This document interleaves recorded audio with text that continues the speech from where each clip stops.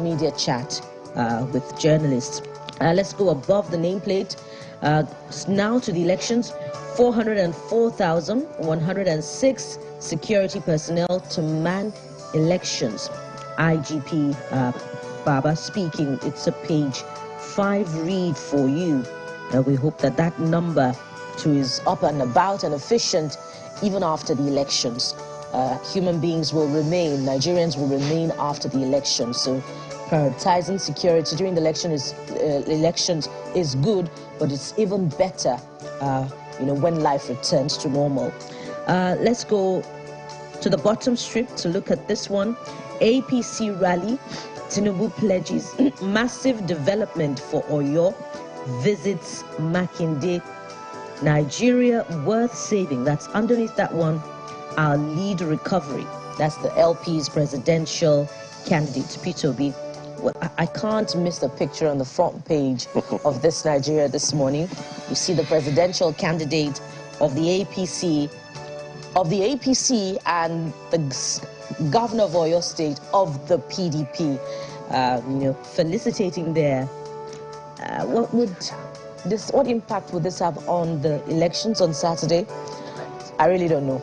Maybe Ayo will tell us. Yes, I'll tell you on the front page of the Nigerian News Direct this morning. Just to put something in my pocket.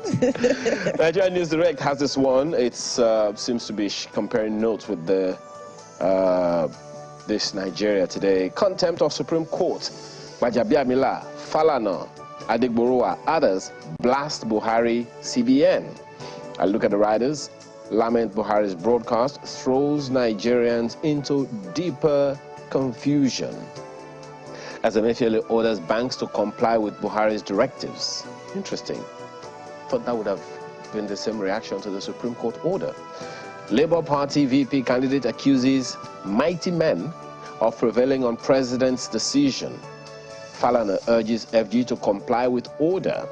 Abia State joins suit challenging policy. It's very interesting what's happening. But hey, the story, the details of it you'll find on page 3 of the paper today. Right above the nameplate, one of the stories there, 2023, INEC warns voters against election malpractice. Well, directly or indirectly, Mokwe, it seems the INEC is on your side today. That's the Nigerian News Direct.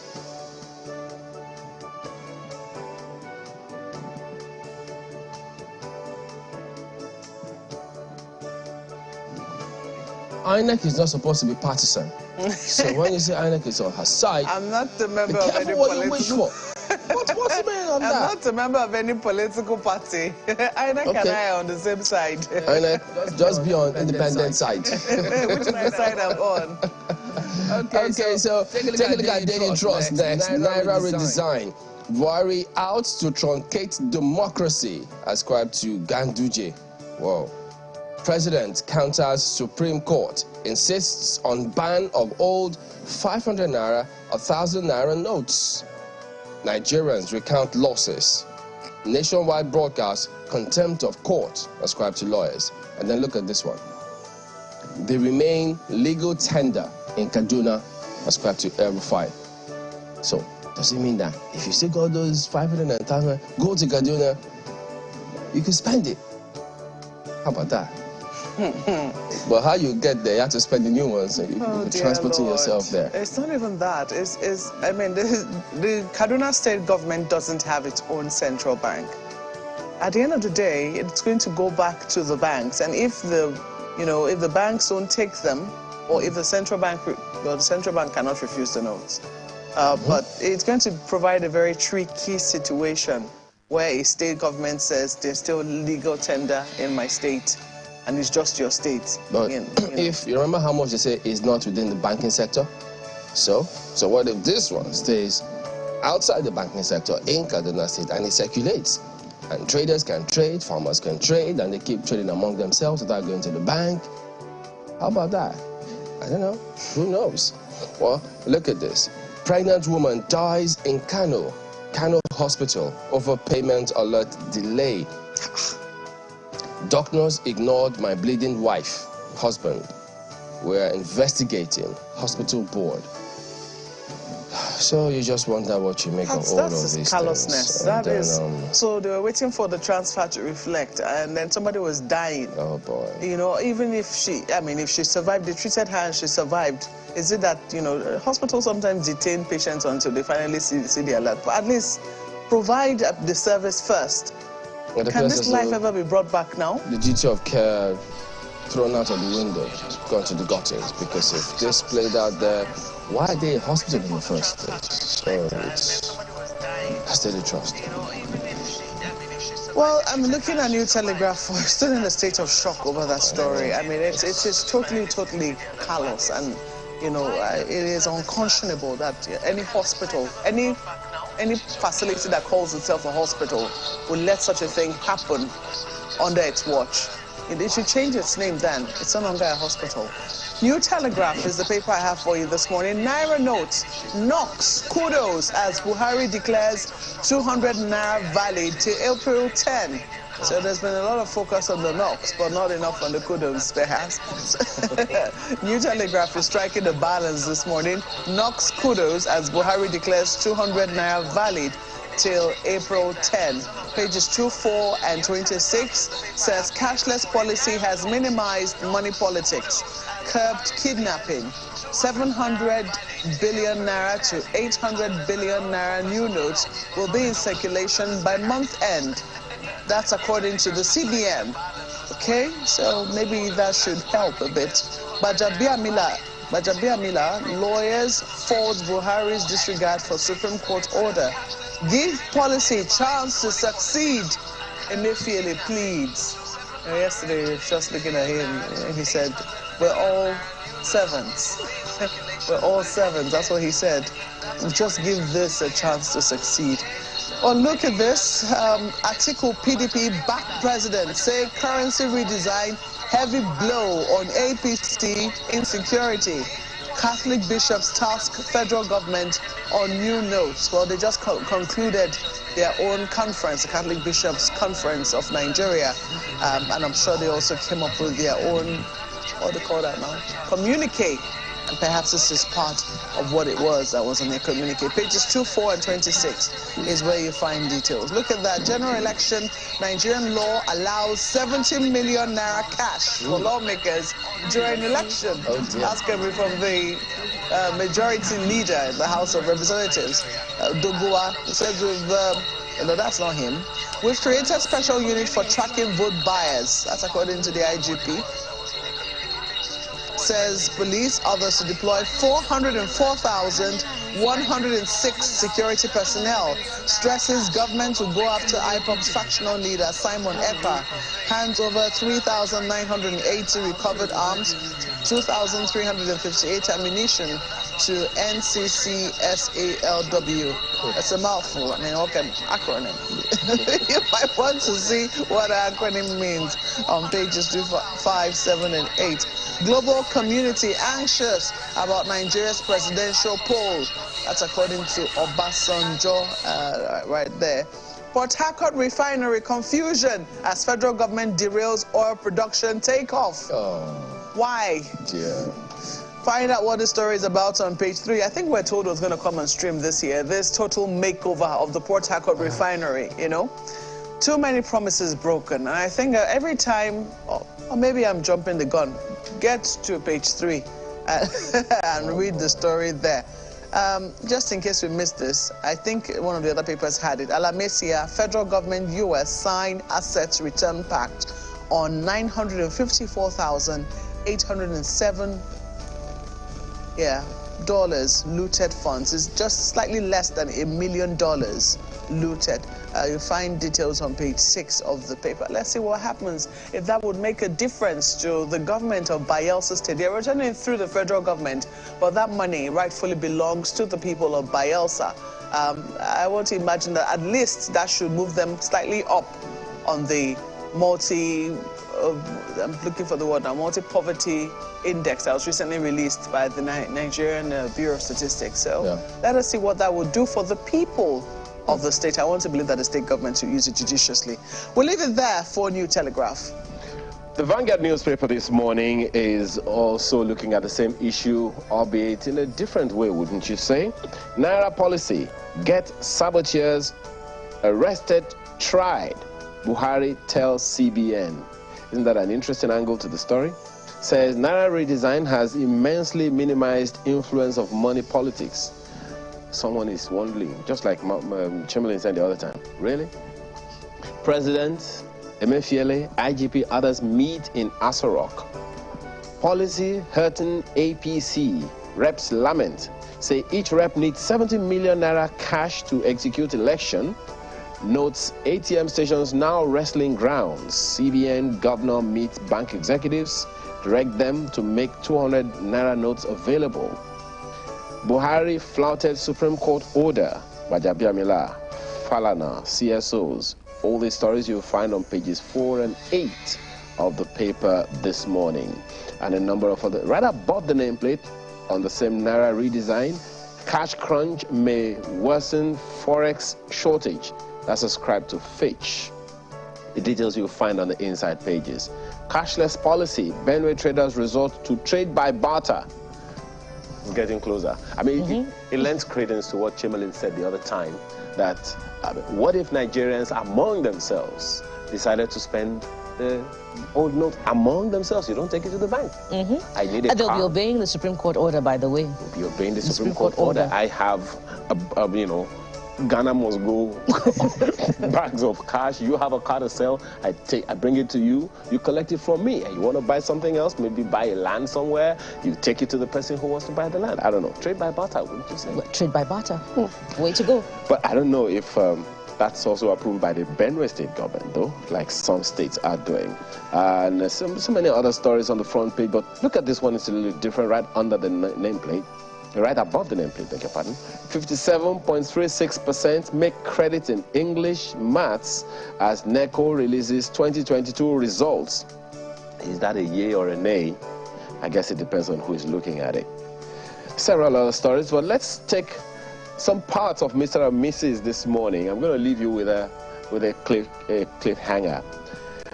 Mrs. is cuddling with Mr. on the front page, and Mrs. is saying the Central Bank of Nigeria's policy on the new Naira notes is understandable, even with the hardship. But some men's problems are from their own CBN. Mr. says, CBN? Well, Mrs. analyzes or defines her CBN in the next one. Go get your copy of the Vanguard newspaper this morning. Chamberlain. No, I think also, in addition to all of that, the police, I know they said they came up with mechanisms to track vote buyers. Also, it would be good to track and arrest political thugs. Don't let them maim and kill people before the election day, and then they deploy several thousands or hundreds of people, police officers on election day. They need to begin to be seen to making those arrests way before that time, and on that day as well. So that when people go for rallies or going about their normal duties, they don't have to be maimed before certain things happen. So I think that would be a good one if the authorities can go about their jobs that way. And now, the CBN has directed, that's the CBN governor, has directed that bank executives, after meeting with them, to make 200 Naira notes available. So maybe that might be how much commentary we may get from the CBN in terms of any further explanation or how to operationalize the directives of the president. Remember, he also did appeal to everyone out there. Let's give this a chance to make it work. What do you all think? We'd like to hear from you on that one. 200 Naira notes. It'll be interesting to see. You know, one of the problems we normally have is that it's very difficult to come by change. You know, Nigerians are so used to carrying about 1,500 Naira notes, and oftentimes when you now need to do small transactions, you now find that, you know, change is very difficult to come by. So who knows? Maybe this 200 Naira flooding the economy might make a difference. I wouldn't mind just getting a pack of, you know, 20,000 naira, and you know, in 200 naira notes. Well, you spend the money slower somehow. In my own opinion. But you have to be patient out there in case you don't have change when you give them your 200 naira. So you know that everybody's going through this crunch. All right, so we're back in just a moment. Stay with us.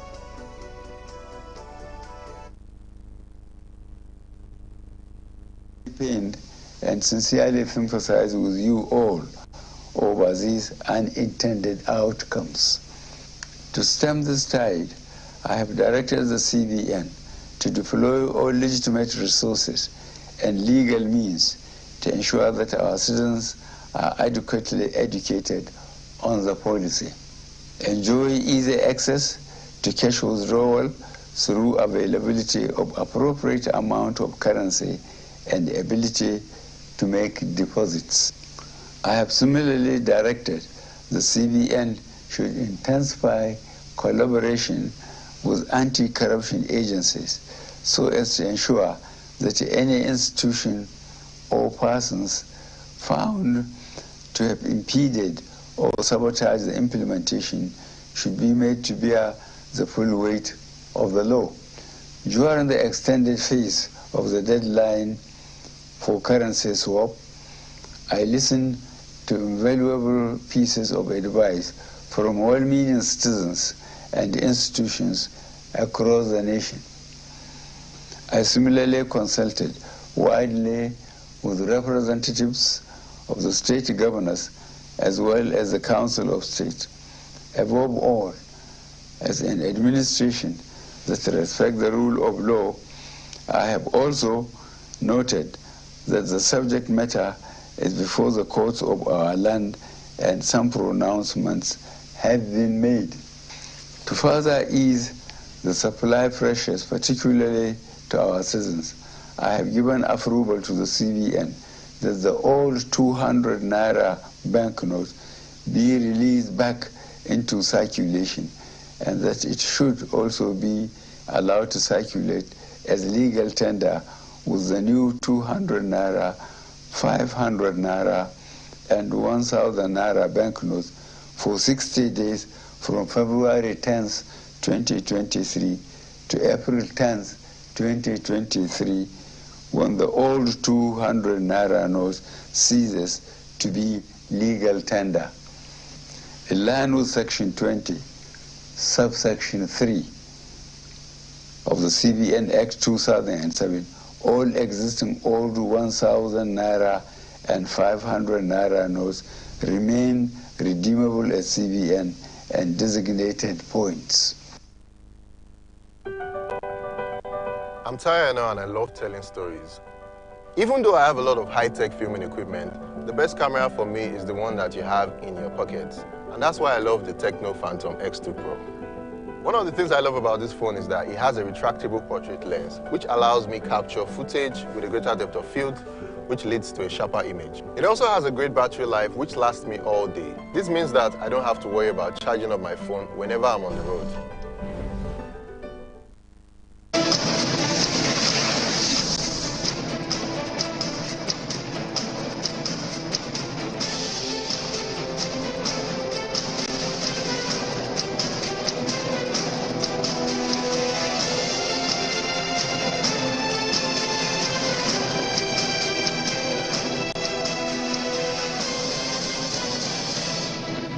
Well, as you have seen there, Yemi Kandide Johnson joins us this morning. He is a senior advocate of Nigeria to look at some of the implications, legal implications of the president's speech. Thanks for joining us this morning. Thank you very much. Good morning. Yeah. First of all, I mean, you certainly listened to and possibly even read the president's speech. What do you make of it, speaking from the legal angle? Well, it wasn't intended to be legal speech, but obviously it has ramifications.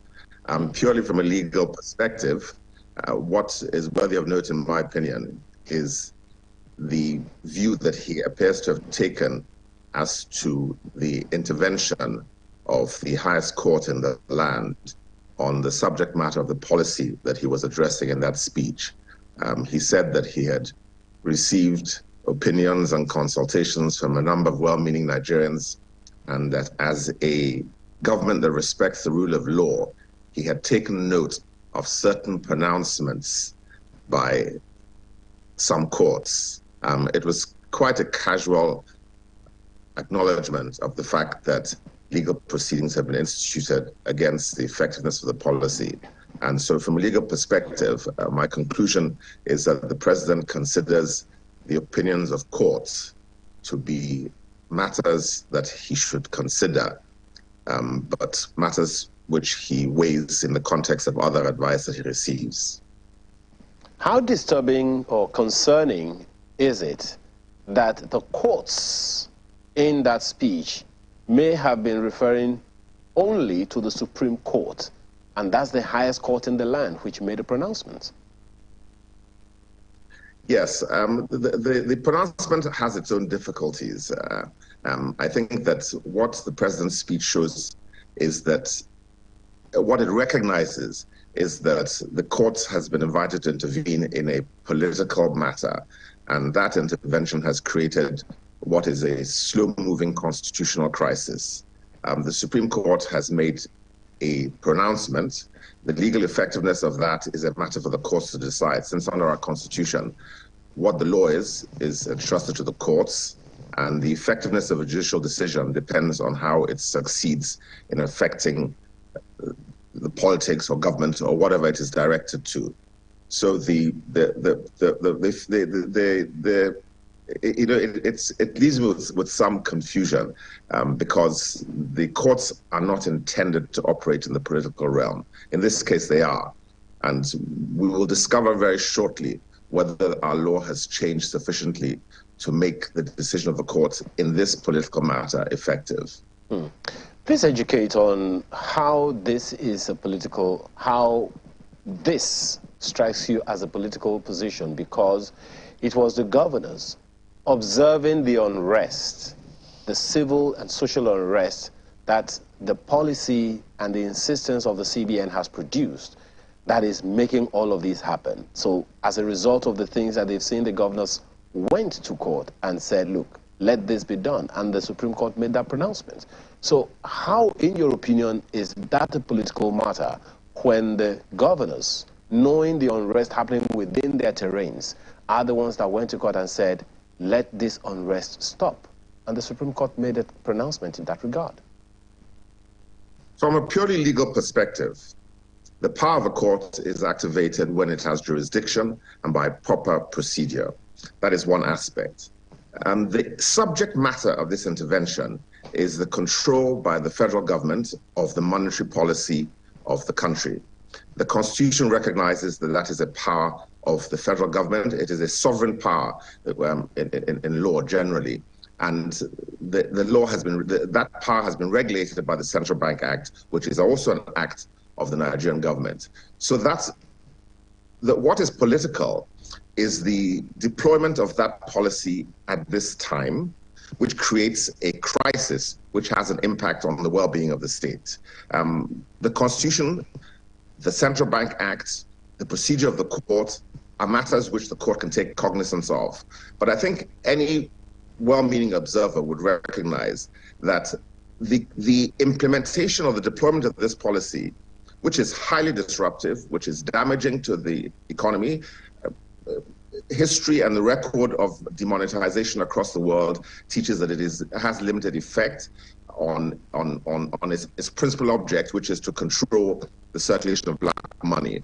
But it is also clear from wherever it is operated across the world that it is severely disruptive in social and political terms. That is what we're seeing in Nigeria. That is the political issue which is confronting governors and which has caused them to go to the Supreme Court. The stability of the society, the stability of the state, which in many constitutional respects is the basic function of the law, is what has activated. So it's a political concern that this policy is damaging to the country across the board, damaging to the economy, damaging to the well-being and the life of people, damaging to the prospect of democratic change, which is imminent in this country.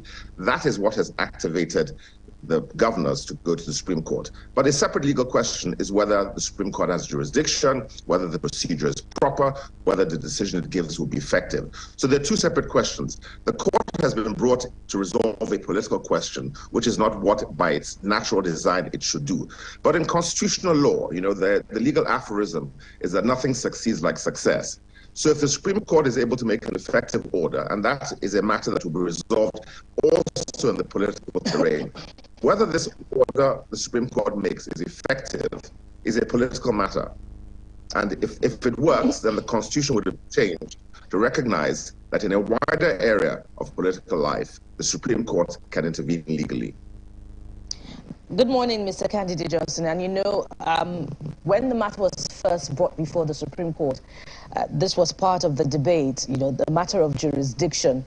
So are you saying, yes, by extension, that, you know, following the ruling that it gave, it has no, you know, powers for this to be obeyed because it has no jurisdiction? Well, you know, that's a difficult question to pronounce upon emphatically. If the Supreme Court says it has jurisdiction, which is a fundamental question, there is no other court that can dispute that finding.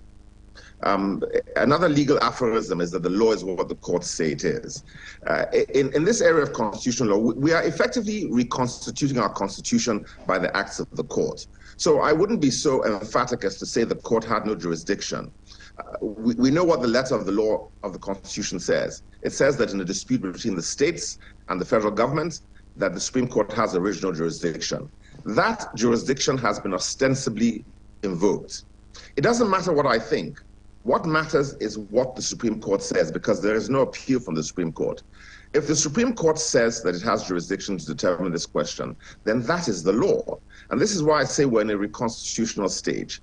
If the courts say that this is the power that they have, then that power, the effectiveness of that power is what is going to prove its success. Again, another aphorism in constitutional law, nothing succeeds like success.